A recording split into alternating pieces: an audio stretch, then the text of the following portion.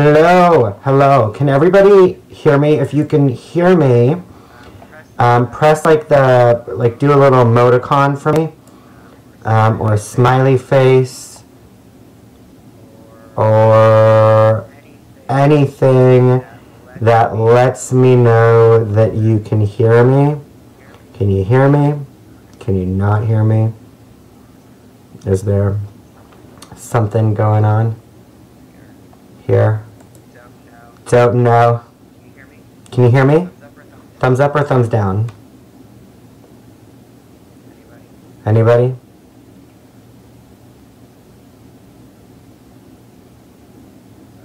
Okay. Okie dokie. So let us get started. I think. I hope. Okay, so let's get this party started. Let us get this Shek Check started.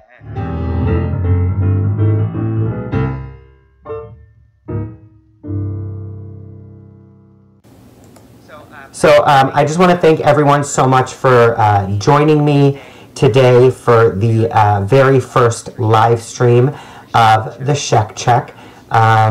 I'm a virgin. So please feel free to use the live chat to ask questions, to kind of carry on discussions amongst yourselves and all that jazz. And I will do my best to answer them and kind of facilitate the discussion towards the end of things. Today I want to talk about limitations and how we accept them in our lives based on our own personal experiences, but often sometimes our definitions of our limitations can be influenced by other people.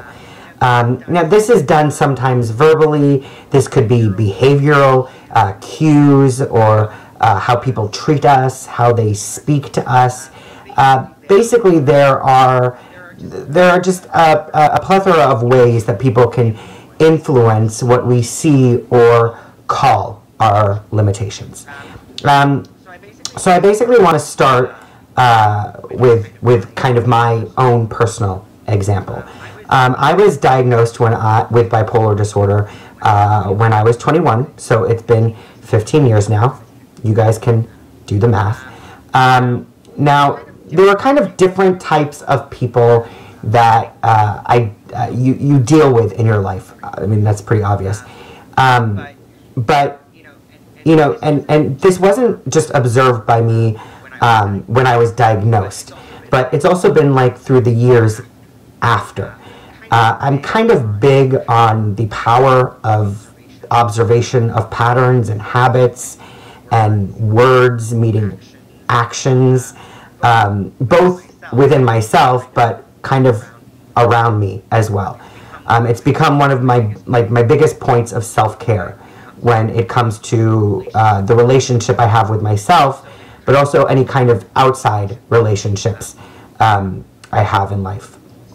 So the kind of people I guess I've realized there are regarding that I came across dealing with bipolar disorder is that you have the people who don't have much of a textbook understanding or any kind of lived experience of it, right? Whether it's knowing somebody or dealing with it directly, of bipolar or any kind of mental illness or mental health kind of issue. So a lot of the times with those people, it's stereotyped in their head based on things they've either heard or things they've maybe seen or come across or been told. And when it comes down to it, it basically was labeled as crazy, right, in their eyes, or not stable, because that is kind of the stereotype that comes from it. And when you're considered crazy or not stable, people sometimes will just tiptoe around you, not only regarding the bipolar, but around everything dealing with emotional or relationship issues. They use kid gloves on you. if they have an issue with you, or they need to confront you, or something on something, they might not, or they might tend to go about it with being gentle, or with a concern that it might break you. So if they need to be fully honest with you, address an issue they see in you, or address an issue in your relationship, they become so concerned that anything they say will just break you and set you off, and will affect you in negative way. So things either go unsaid, or they are said so indirectly they're not actually really said. The subtext becomes, he's too weak, he's too unstable. Therefore, things don't get addressed that actually could potentially help me, help my relationship with myself, help my mental health, help my growth, and help the relationship I might have with that person.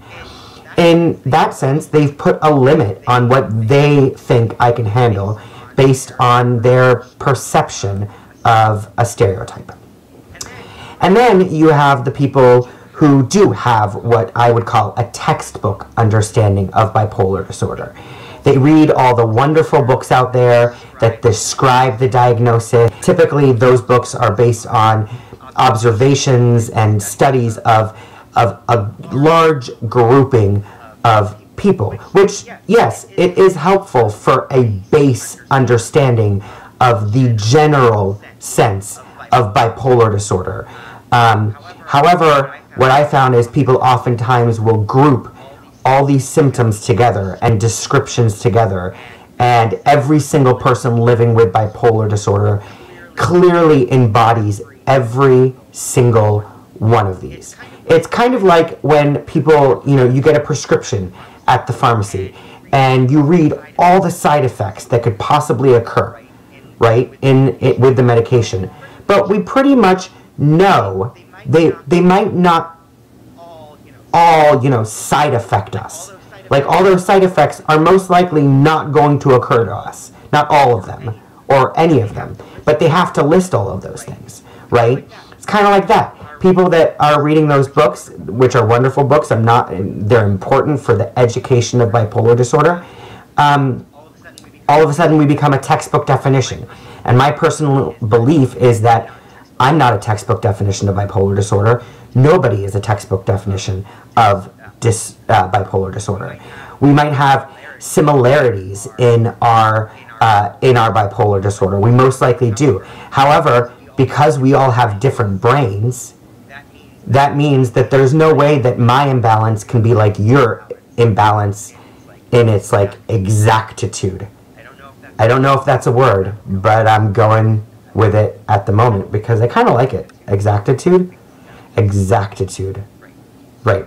So, two different brains, two different imbalances. In my eyes, there's nobody that can have the same exact bipolar disorder.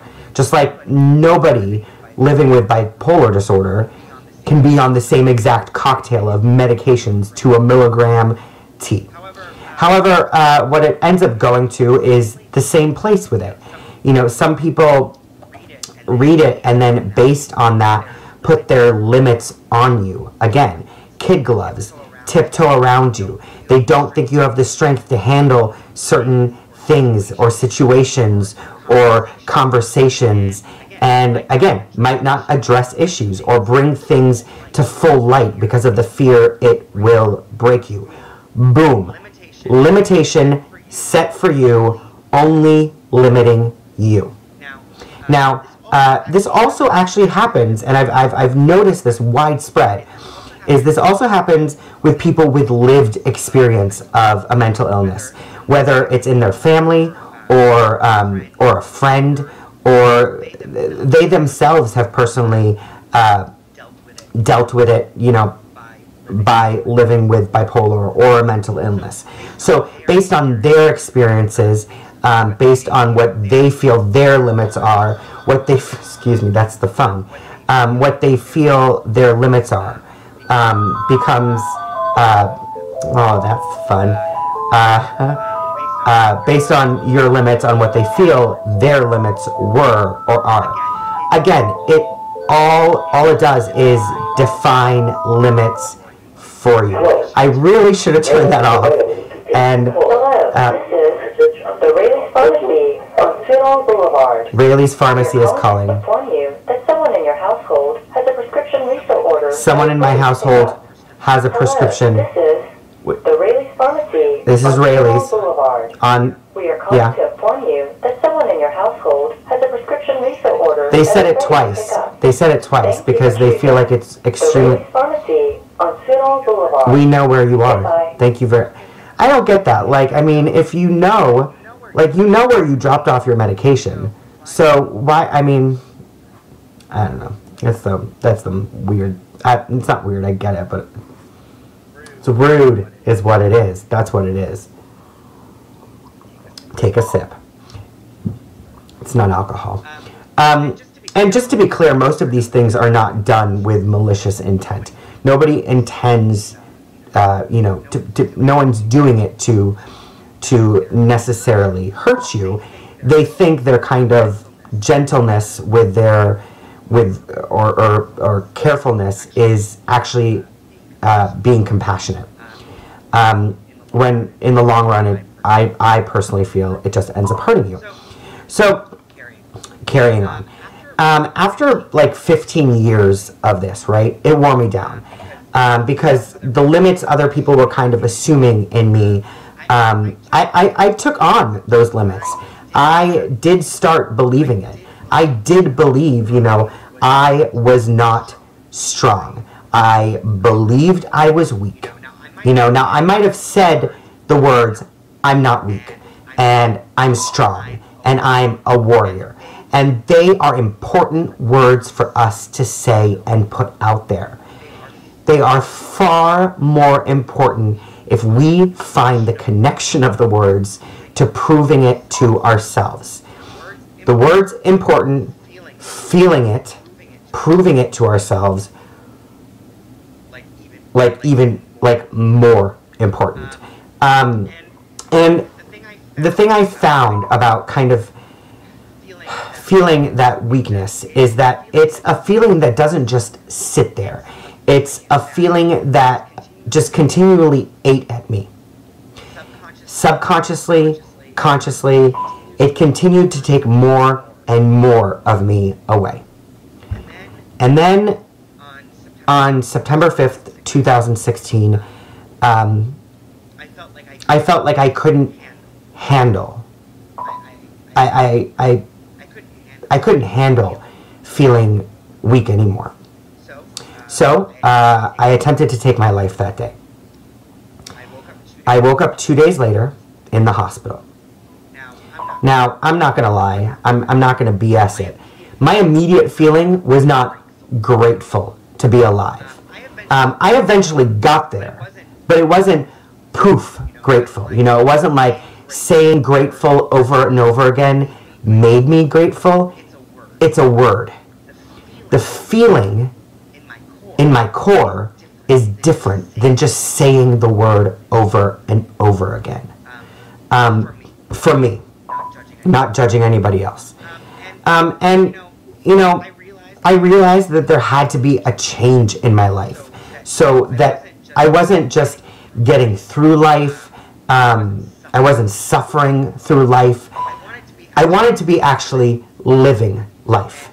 And I spent too long of my life believing I was suffering from bipolar disorder, that I was weak, that I was limited, that I was a victim of bipolar disorder, that all I was being bipolar. And it wasn't good. It wasn't good to say that to myself and ultimately believe it. I had tried for so long to be surface and only wanted to hear things painted pretty and only wanted to paint things as pretty. And to me, if something is painted pretty, it's masked. It's not really there. It's a facade.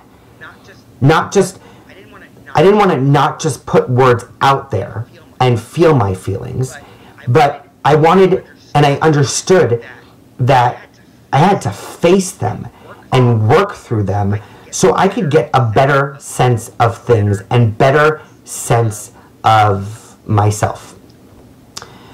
Pushing limits, to me, meant to not look at them as limits anymore, but look at them as challenges.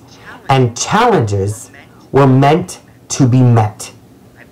I believe when they were created, challenges, God said, well, let them be met. Met. And met.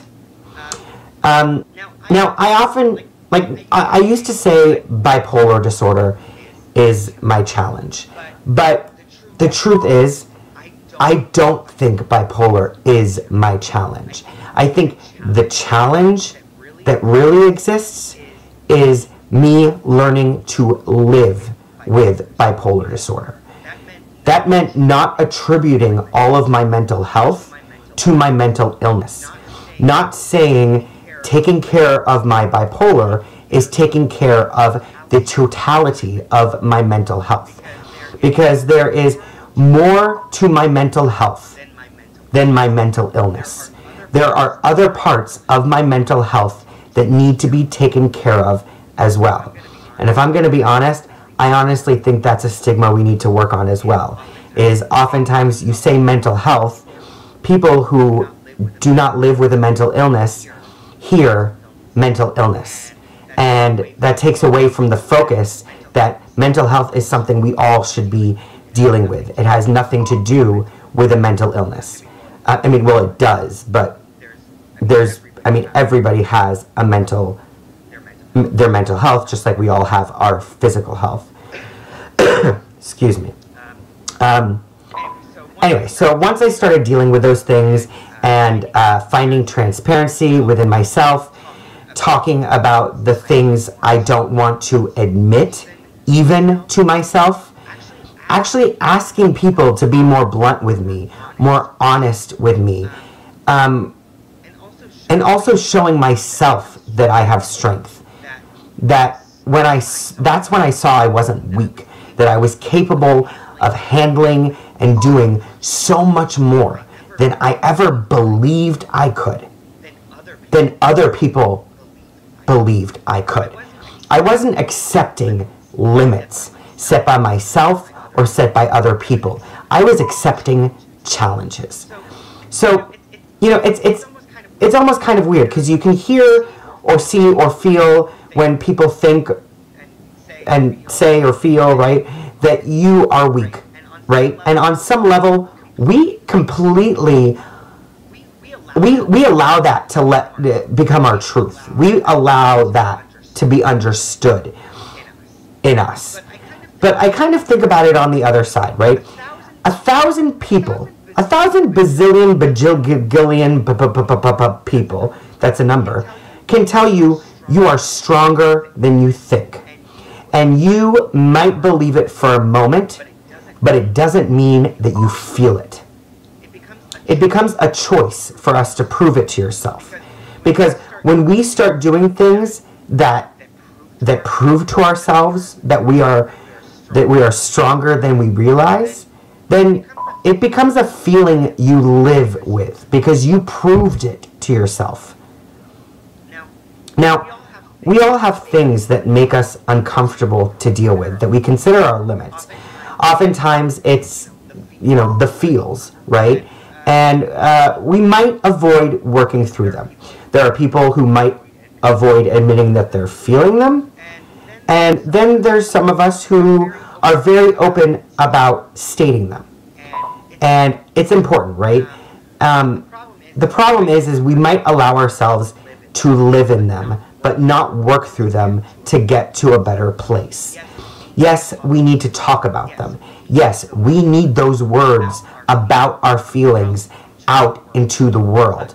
But remember, the words getting out there, they might be said with feeling, and they are describing a feeling, and the words are out there. That does not take the feelings away, though.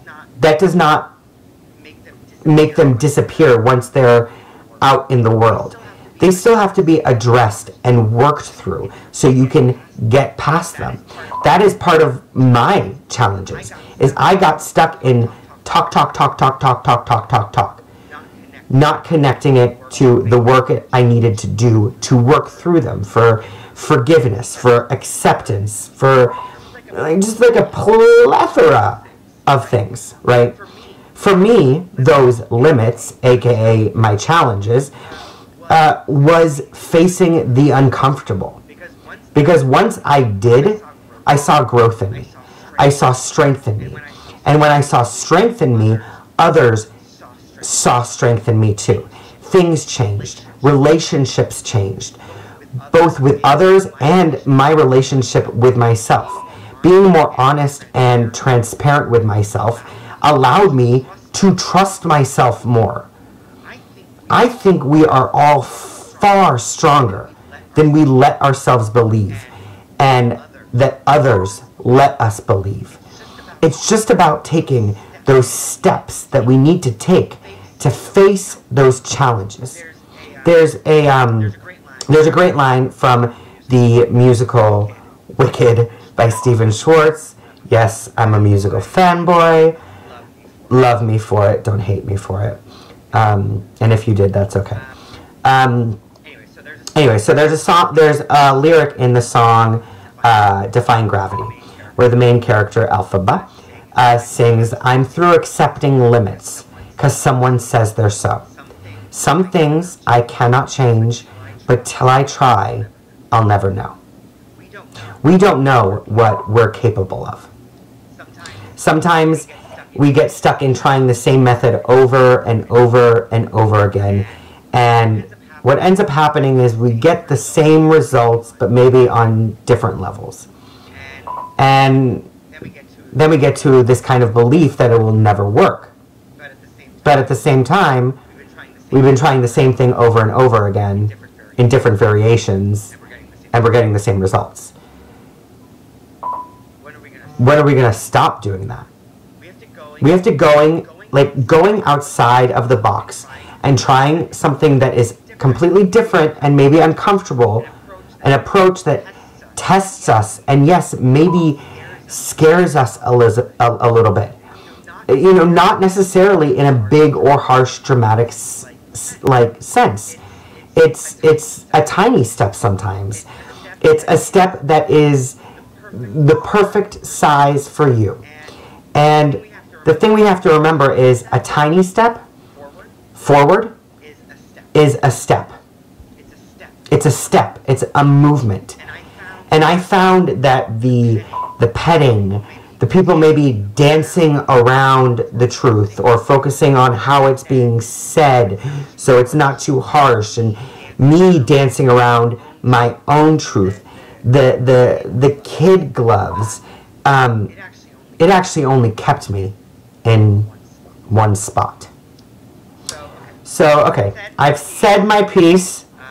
I'm not sure if anybody has any comments, questions about it. Definitely open to some if anybody is interested in it.